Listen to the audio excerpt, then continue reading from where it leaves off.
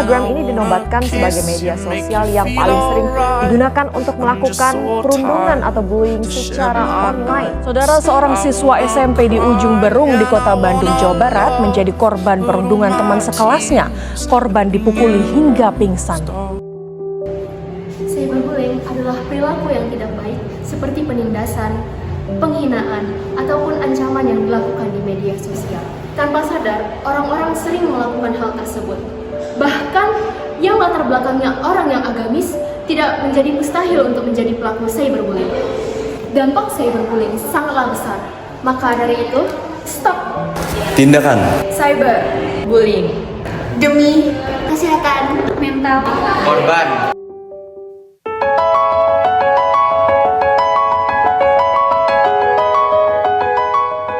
Warahmatullahi wabarakatuh.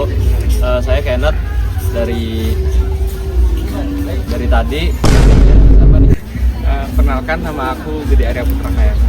Dari mana, Bang? Darinya tuh dari asal atau dari? Enggak, kuliah kan? Dari Universitas Brawijaya. Fakultas apa? Fakultas Pertanian. Oke. Nah, sekarang gue mau nanya nih. Kakaknya, kalau boleh tahu, kakaknya itu cara kakak mengatasi rasa trauma atau rasa trauma intinya itu gimana sih, Kak? Biasanya kalau mengatasi rasa trauma tuh lebih ke gimana ya? Lebih ke menyendiri gitu. Karena biasanya orang-orang yang memiliki trauma lebih itu pasti dia akan lebih cenderung menyendiri tanpa ingin bersosialisasi dengan orang lain. Biasanya aku kalau memiliki rasa trauma terhadap apapun itu pasti lebih ke menyendiri atau biasanya sih memberikan reward pada diri sendiri. Oke. Lalu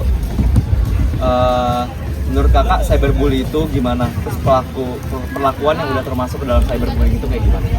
Oke, jadi kalau sepengetahuanku itu cyberbully merupakan bully atau tindakan yang dilakukan melalui teknologi atau biasanya sih melalui media sosial. Jadi hal-hal yang termasuk cyberbully itu kalau di zaman-zaman seperti saat ini itu biasanya banyak yang meng-create akun fake yang dimana itu mencontoh akun-akun orang lain untuk menjadikan dirinya atau menipu orang lain. Itu pun termasuk cyberbullying. Mengapa demikian? Karena orang lain merasa dirugikan. Ketika seseorang sudah merasa dirugikan, maka hal tersebut termasuk yang namanya bully. Oke. Terus kakak, apakah orang yang agamis itu memungkinkan untuk menjadi pelaku dari cyberbullying ini?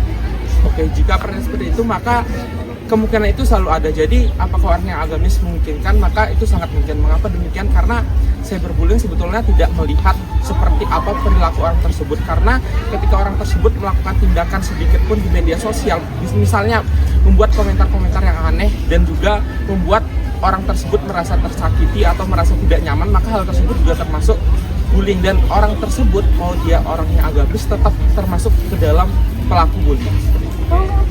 Iya, pertanyaan terakhir nih Kak, apakah medsos itu berpengaruh pada perilaku orang-orang?